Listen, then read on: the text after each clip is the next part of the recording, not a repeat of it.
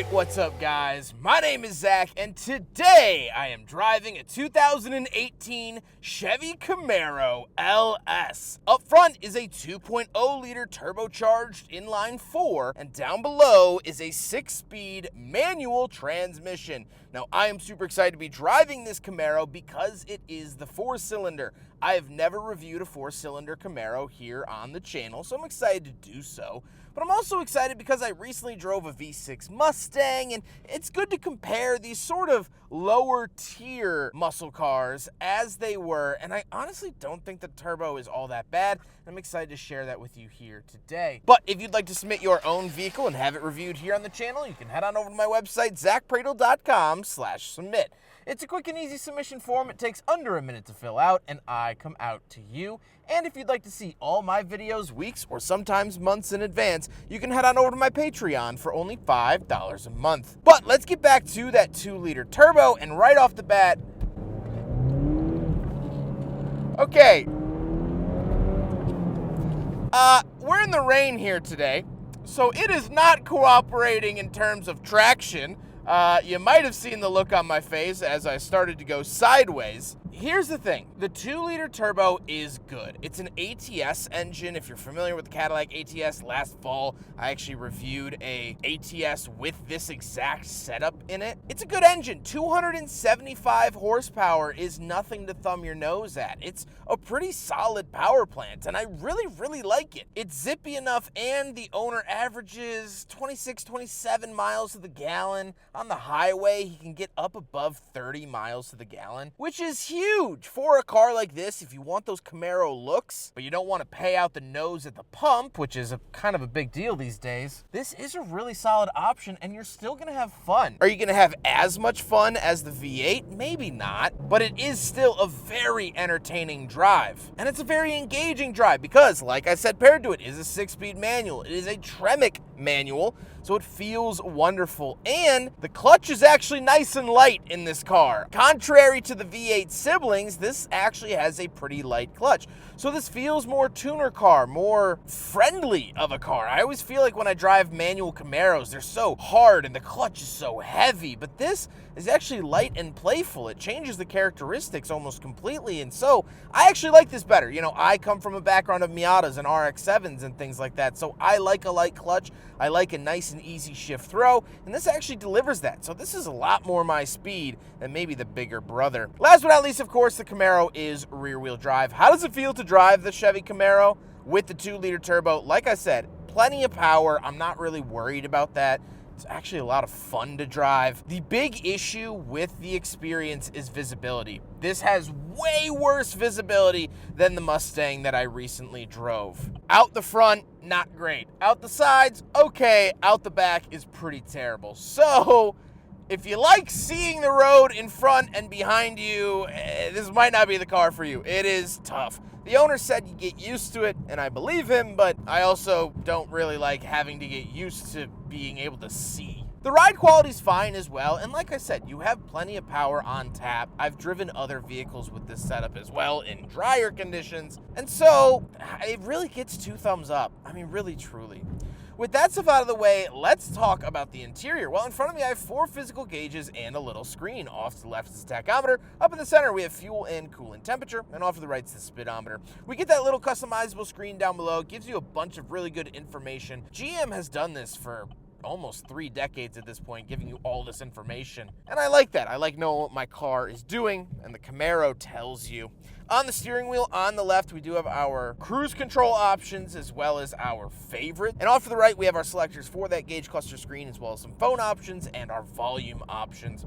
Off to the left, we have a big climate control vent. Moving on to the door, we have the lock and unlock, power mirrors, and power windows. Moving into the center, we get a little infotainment display. This is really just to view the backup camera. It's not very good in any other scenario than that. I can use it for the backup camera, sure, but it ain't that great. We do have power and skip track and home down below that. And then we do have our climate controls. I've always adored this generation of Camaro for using the fan speed and temperature controls on the outside of the vents. I think this is actually really cool. But we do have buttons above that to position where the air is coming from, defrost, AC, things like that, and fan speed, of course. I do like these digital readouts as well.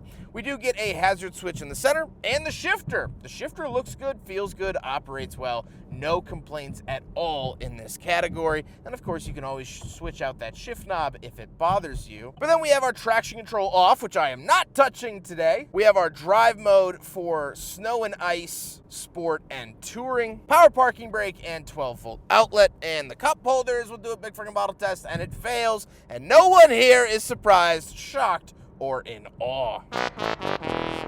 Then we can open this little center console. Not very helpful, but it has it. And then we have the seats. The seats are power, although they are cloth. So power is like the only nice feature about these seats. They're fine. They're holding me in the car. They're not very sporty. They don't have high bolsters. They're not very pretty to look at, but they operate well enough, and they hold me within the confines of the Camaro, which is all I can ask for. However, speaking of seats, we do have back seats, so let's go do a backseat review. All right, let's see here. So we do have a handle right here, although that does not push the seat up any. We do have a power button right there. And let me tell you, folks, it ain't looking good from where I'm standing. This is an issue. All right. I'm in the back seat of the Camaro. I don't like it. I don't think anyone will like it. Maybe children, but they also like Bluey. So, actually, Bluey's a great show. Kids also pick their nose.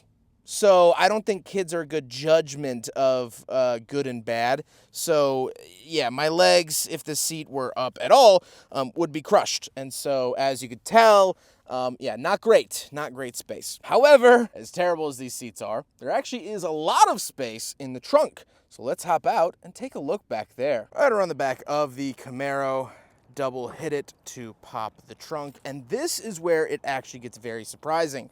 It has a huge trunk. Very, very big, which is very nice. Again, I would expect this out of American cars, and the older Camaros had big trunks as well. But when comparing this to the GR86, when comparing this to a Miata, when comparing this to a 370Z or Nissan Z now, this is a huge, huge benefit. And that's actually a big reason why the owner of this particular Camaro bought this. He's a traveling salesman, and so he has to fit all of his samples and all of his show material in the trunk here. And you can't do that in a Miata. You can't do that in a GR86. He still gets a 2-liter turbo fun manual experience with actual cargo capacity. So that was a huge, huge draw for the vehicle, and it's obvious to see why. We don't get any crazy amenities or any lights or, you know, disco machines or coffee makers back here, but it's a straightforward, very, very big trunk, and that is very nice to see in a car like this. Now we gotta talk about the looks, and I do like this generation of Camaro. You know, I think the 4-cylinder turbo, because this is basically a base model, I think it's lacking, and on purpose. I think Chevy on purpose tried to make it look lamer to try to push you up market to the V6 or V8. But overall, I don't mind the design of it. It still looks very identifiably Camaro, you know? And I think if it were yellow with some black stripes, it would totally fit the Bumblebee part without paying the big Bumblebee prices. With all of that being said, let's get on to my final thoughts. What do I think driving the 4-cylinder Camaro? A sin in some people's playbooks. Well, the honest truth is that this is a good car. Now, if I bought this with the automatic transmission, I don't think I'd be singing the same tune. But 275 horsepower is plenty. It's manual, it's rear-wheel drive. If you compare this to like a Toyota GR86, it's still making 50 more horsepower than that. It has a little bit more usable seats, way more trunk space. If you start to compare it to those smaller sports cars, this actually makes a lot of sense. I think the issue comes with the name. I think people see the Camaro name and they have these big grandiose ideas of what it should be, what it should sound like, what it should make you feel like. And that's true. The Camaro name has always sort of been a big, throaty V8 car. Yes, I know they did inline sixes even back in the 60s. Of of which this 2-liter turbo makes 125 more horsepower than the inline-6 of the 69 Camaro. I'll have you know, that had 155 horsepower. This has 275. So I don't want to hear any complaints about that. But if this were just called something a little bit different, if they called this the Le Mans, or I don't want to say Chevette.